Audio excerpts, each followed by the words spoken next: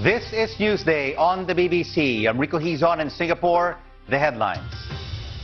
America's new top diplomat Mike Pompeo is sworn in with a pledge on North Korea. Right now we have an unprecedented opportunity to change the course of history on the Korean Peninsula. Cambridge Analytica, the company at the center of the Facebook data scandal, says it's starting bankruptcy proceedings. Hello, I'm Ben Bland in London, also in the programme. As Myanmar prosecutes 2 Reuters journalists, we look at pressures facing the media on World Press Freedom Day. And we meet a troop of Girl Scouts. They're young and determined and just happen to be homeless. Live from our studios in Singapore and London. This is BBC World News. It's Newsday. Glad you could join us. It's 8 in the morning here in Singapore, 1 a.m. in London, and 8 in the evening in Washington, D.C., where America's new top diplomat has formally taken office. Mike Pompeo was accompanied by President Donald Trump, who said he was sure the new Secretary of State would make America proud. Mr. Pompeo, who recently met with the North Korean leader Kim Jong-un, insisted Pyongyang must immediately dismantle its nuclear program. It came as China's foreign minister, who is in North Korea, voiced Beijing's hopes for progress. Jane O'Brien has the details. So help me God. Mike Pompeo became the 70th Secretary of State in a ceremony of political theatre, a shot of pomp for a beleaguered department that for the past year has struggled with morale and direction. I want the State Department to get its swagger back. We need our men and women out at the front lines, executing American diplomacy with great vigor and energy, and to represent the finest nation in the history of civilization. We should be proud of that, and I'm counting on you all to help communicate in every corner of the world. And true to type, Mr. Pompeo got straight down to business. We are committed to the permanent, verifiable, irreversible dismantling of North Korea's weapons of mass destruction program, and to do so without delay. Even before he was confirmed as America's top diplomat, Mike Pompeo made a secret visit to North Korea over Easter. He met with Kim Jong-un himself in a bid to pave the way for the highly anticipated summit with President Trump in the coming month. The trip caught most people by surprise, like much of US foreign policy itself, and the president hinted at more to come. And you'll be doing things that you don't even know about. Right now, they're not even a glimmer in your eye, but and we have a couple going, Mike, right now that a lot of people don't know about that are very, very encouraging. Mr. Pompeo's predecessor, Rex Tillerson, was often at odds with the president, who frequently contradicted him in public before unceremoniously firing him by tweet. I think Rex will be much happier now, but I really appreciate his service. Thank you. Mr. Pompeo is clearly more in tune with Mr. Trump, at least for now. Less clear is whether that will translate into a more coherent foreign policy, particularly on contentious issues such as Syria, Iran and North Korea. Jane O'Brien, BBC News, Washington. Let's take a look now at some of the day's other news. And US Treasury Secretary Steven Mnuchin, along with a trade delegation, will meet Chinese officials shortly. They're hoping to ease the escalating trade dispute between the two countries. The Chinese Foreign Ministry says it expects the talks to be constructive as long as the US comes in good faith. We believe that as long as the U.S. side comes in good faith to embrace the general stability of our trade and business ties, and with an attitude that embraces talks of mutual respect, equality, mutual benefit, and a win-win approach, both sides' consultations will be constructive. Also making news today, the Islamic State group says that it carried out one of the worst attacks in the Libyan capital Tripoli for several years. Suicide bombers stormed the headquarters of the Electoral Commission, killing at least 12 people and wounding a number of others. IS has threatened to strike against elections around the Muslim world. At least 9 people have died after a military cargo plane crashed near an airport in the US state of Georgia. The Air Force confirmed that an Air National Guard plane crashed in the area during a training flight and that survivors were unlikely. The Hercules transport had 5 personnel on board when it went down. A major Australian bank has admitted losing the historical bank statements of almost 20 million personal accounts. Commonwealth Bank said it discovered the loss of 2 magnetic tapes holding the information in 2016, but chose not to make it public at the time. Now, Liverpool have reached the final of the Champions League despite losing to Roma at the Olympic Stadium in Italy. The English Premier League side lost 4-2 in the second leg of their semi-final, but they go through on an aggregate score of 7-6. It means that Liverpool will meet Real Madrid in the final later this month.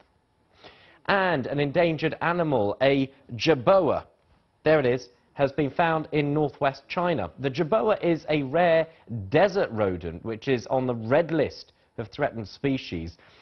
This one here had an injured leg and was rescued after a villager spotted it in Gansu province. The creature's been treated and the plan is to release it back into its natural habitat once it recovers. The British company at the center of the Facebook privacy scandal, Cambridge Analytica, is to file for insolvency in the UK and the US. The firm, which has denied using data improperly obtained from Facebook to make targeted political adverts, said its business was no longer viable. Our media editor, Amol Rajan, reports. It sold itself as the pioneer of a new kind of digital marketing, able to give companies and political campaigns unprecedented control over their message. But tonight, Cambridge Analytica bowed to the inevitable. The company, which denies any wrongdoing, received the data of some 87 million Facebook users via an app developer. It was the harvesting of that data which ultimately caused its undoing. In recent months, scrutiny of the company's practices has been remorseless. The London offices were raided by the Information Commissioner. People see the work that we did in a negative light. Its Suave CEO Alexander Nix stepped down not long after a grilling by the Culture, Media and Sport Select Committee. Tonight, the committee's chairman said this wasn't the end of the matter. We've got to make sure that this is not an attempt to run and hide, that these companies aren't closing down to try and avoid being rigorously investigated for the allegations that have been made against them about the way they've used data, the ethics and the legality of their practices. Those investigations have to continue. We have to know what happened. In a statement, Cambridge Analytica said the scandal had driven away virtually all customers and suppliers, leaving the company no longer viable and now entering administration. Fallout from the controversy is global and ongoing.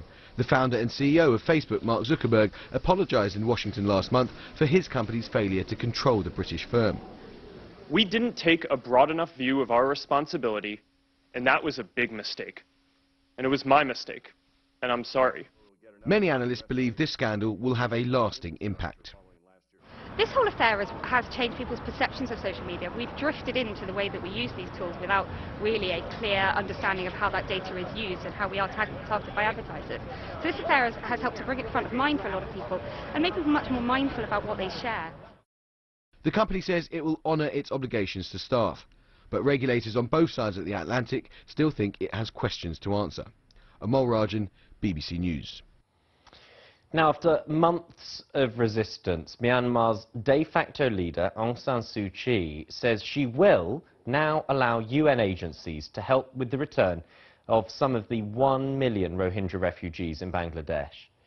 In what seems to be a significant softening of her position, Ms Suu Kyi said the involvement of outsiders would strengthen her government's ability to ensure that refugees can return without fear. Here's our Myanmar correspondent, Nick Beak. With around 1 million Rohingya refugees stuck in makeshift camps in Bangladesh, this is the biggest refugee crisis in Asia, the biggest refugee crisis in the world today.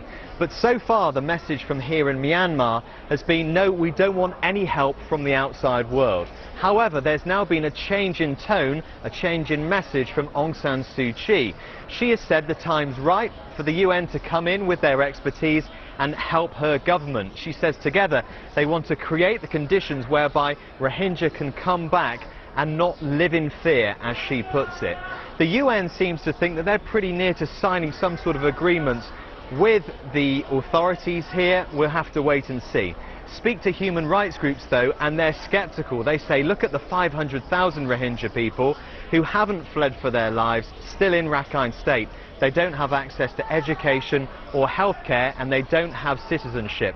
They think that they should be the priority before other people are brought back here. So a change of message from Aung San Suu Kyi, but for now it's a change in words, not a change in actions.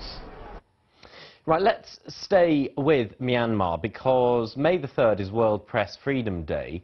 Two Reuters journalists who are investigating violence against the Rohingya minority there were arrested last December, and their trial is still going on.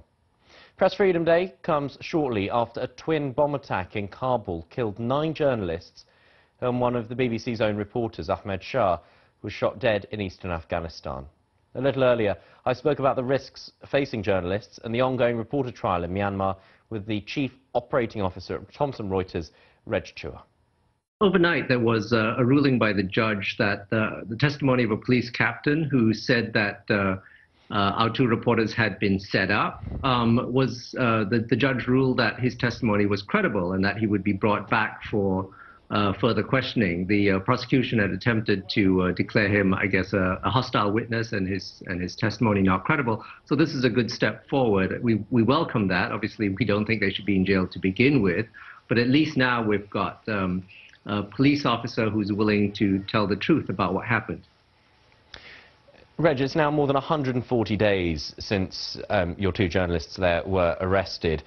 What effect is that having on the work of other journalists in Myanmar, and specifically their ability to report on what's going on in the country?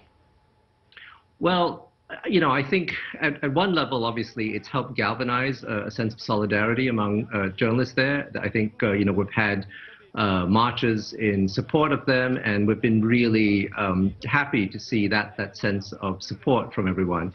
On the other hand, obviously, people are concerned about what they can and can't do. Even before this, there had been restrictions placed on reporting in Rakhine State and so on. So clearly there are some real issues with being able to report as freely as I think we would all like to. And of course, May the 3rd is World Press Freedom Day. I just wonder how typical this situation is, as far as the 2 journalists in Myanmar are concerned. How typical is it of the challenges faced by your journalists and others elsewhere around the world? Well, you know, thankfully, these are the only 2 journalists that we have in jail. But according to the Committee to Protect Journalists, there's more than 260 journalists around the world in jail right now, and many more operating under very difficult conditions. You know, as you know, Reuters works all around the world. We work in some very difficult conditions. You mentioned Afghanistan. We had a photographer very nearby. He captured images of the deaths, the tragic deaths right after the second bomb went off. There's probably been never a more difficult time for journalists to work around the world in terms of legal restrictions, in terms of physical threats, in terms of digital threats to them. I wish there was a happier message on World Press Freedom Day, but I'm afraid it's not all good news. But we do keep going. I think we all have a real sense of mission and a desire to serve the public. And it was Reg Chua of Thomson Reuters speaking earlier to Ben.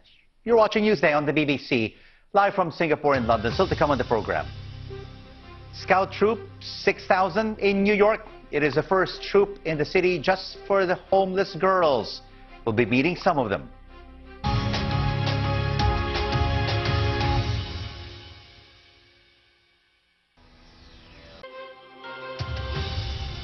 Glad you're staying with us. This is Newsday on the BBC. I'm Rico Hizon in Singapore. I'm Ben Bland here in London. Our top stories. America's new top diplomat is sworn in. Mike Pompeo pledges to change the course of history on the Korean Peninsula. U.S. and China trade chiefs are set to meet in Beijing in a bid to ease a tariff dispute between the 2 countries. Comments made by Kanye West suggesting that slavery may have been a choice are still provoking reaction. There's a lot of interest in that story on BBC.com. Director Spike Lee is the latest to criticize the rap star. For his part, Kanye West has said his remarks were misinterpreted. Let's now take a look at some of the front pages from around the world, and we start off with the China Daily and how times have changed. It leads with the news. We're reporting China and the U.S. holding trade talks in Beijing starting on Thursday, and it marks the first high-level meeting since the row over tariffs. The American delegation will be led by Treasury Secretary Steven Mnuchin. Let's change the page, and we're now on the front cover of the international edition of the Japan Times, and it examines a story featured worldwide. Over 90% of the global population is breathing in high levels of pollutants, but points out that it's the poorest who are worst affected, especially in Asia and Africa. Let's now shift our attention to the Hong Kong South China Morning Post, and it has this picture of a huge drugs haul. Suspected ketamine and cocaine put on show by police authorities after a raid in Kowloon. And those are the top stories of key publications around the world. And Ben, in trending, it's all about the royal wedding coming up. Yeah, indeed it is, Rico. It's trending right now. And the reason is Prince Harry and his fiancée, Meghan Markle, have chosen their wedding carriage. And this is it. What do you mean you didn't have one of these? The couple, of course, will tie the knot on Saturday, the 19th of May in Windsor. Let's get more now on our top story. President Trump's newest appointment, Mike Pompeo. The former head of the CIA has officially become the American's top diplomat. And earlier, I asked our Washington correspondent Chris Buckler how significant it was that Donald Trump visited the State Department in person to be by the side of Mike Pompeo during the swearing-in ceremony. It really marks a huge difference between Mike Pompeo and his predecessor in that job, Rex Tillerson. It was a symbolic visit, one that was intended to show that President Trump is really giving his backing to Mike Pompeo, that there is a rapport, that there is something that brings those two men together. And certainly when you watch the news conference today that took place in the State Department, you got a sense of a place that was, I suppose, being rejuvenated in some ways. There's always been this feeling that because Rex Tillerson and Donald Trump were not in the same place, that really you got the impression that the State Department felt like something set apart from the Trump administration. Today, there were cheers, there was applause, there was a real feeling that the State Department was at the center of President Trump's administration for the first time. And that, of course, does coincide with foreign policy becoming ever more important, with the North Korea summit approaching, with the Iran nuclear deal having to be dealt with, and issues about Syria and Russia as well, also sitting there, very important for the Trump administration. So you really get the feeling that Mike Pompeo is going to be an important man here, and an important man to Donald Trump himself. All right, you mentioned about North Korea. Mike Pompeo met the North Korean leader Kim Jong-un personally during the Easter weekend. And now there are unconfirmed reports, Chris, that U.S. prisoners in North Korea might be released soon.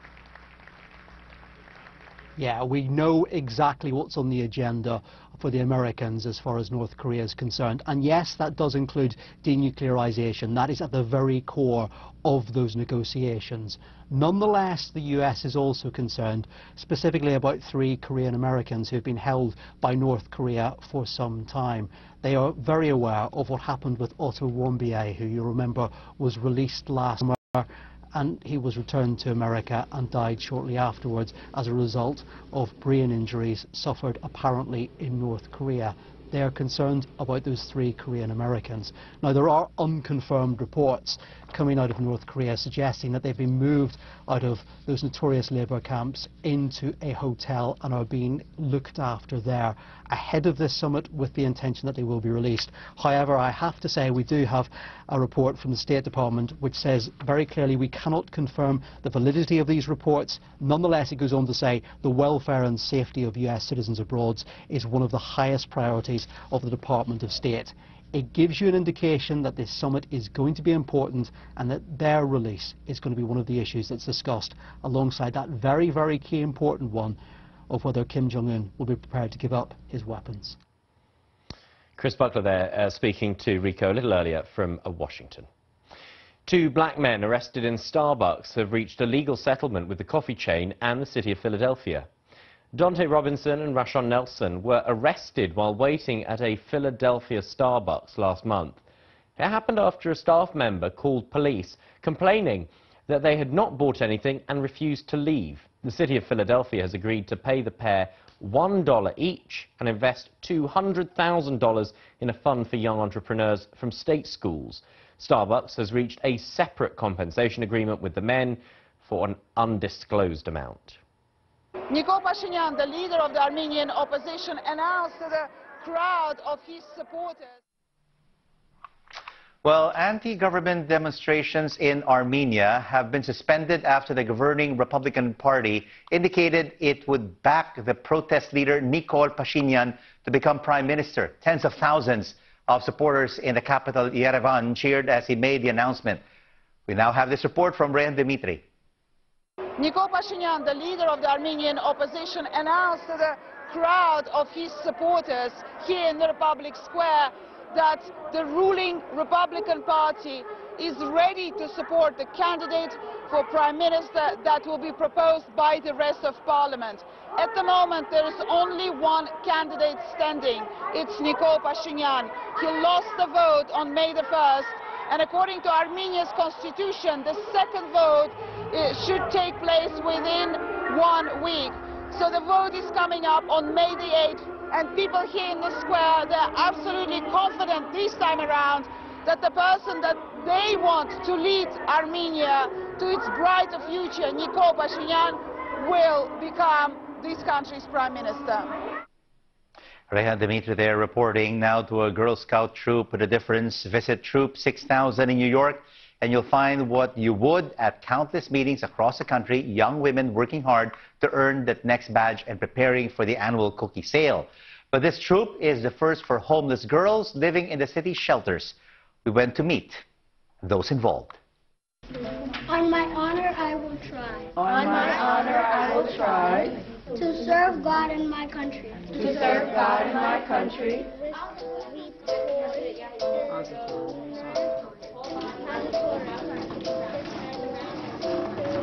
This one's for the Red Cross. I'm proud of the first aid kit that we made. 67% of the children who come to WIN have already been in shelter or living on somebody's couch or floor. Homeless children go to at least 2 schools a year. They come from disjointed education. All of this is trauma that the children internalize. And we saw what happened with veterans. If you don't provide an outlet, that trauma will just fester and fester. And what it does for homeless children is make them twice as likely to be homeless adults.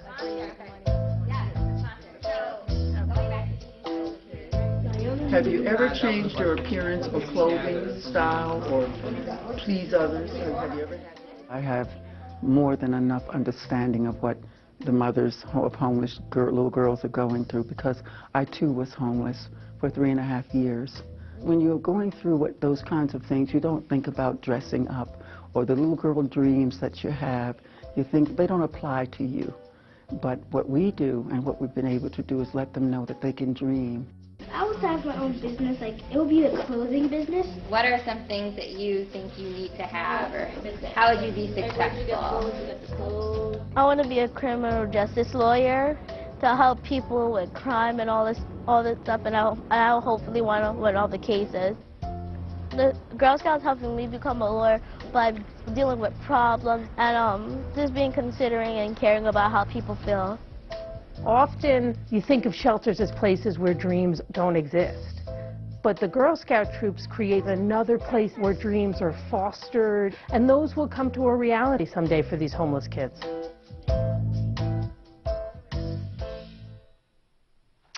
Dream and dream big. Bright future for these girls. And you've been watching Newsday on the BBC. I'm Rico Hizon in Singapore. Stay with us. Sailing the 7 Seas, one of the world's oldest cruise lines that's making big money from the Asian market by selling old world British glamour. And before we go, have a look at these pictures. Usually at festivals, you try and avoid the mud. But this one, held every year in Yunnan province in southwest China, is all about the mud. People from the Wa ethnic group throw mud around to bring good fortune to all of those involved. We'll see you soon.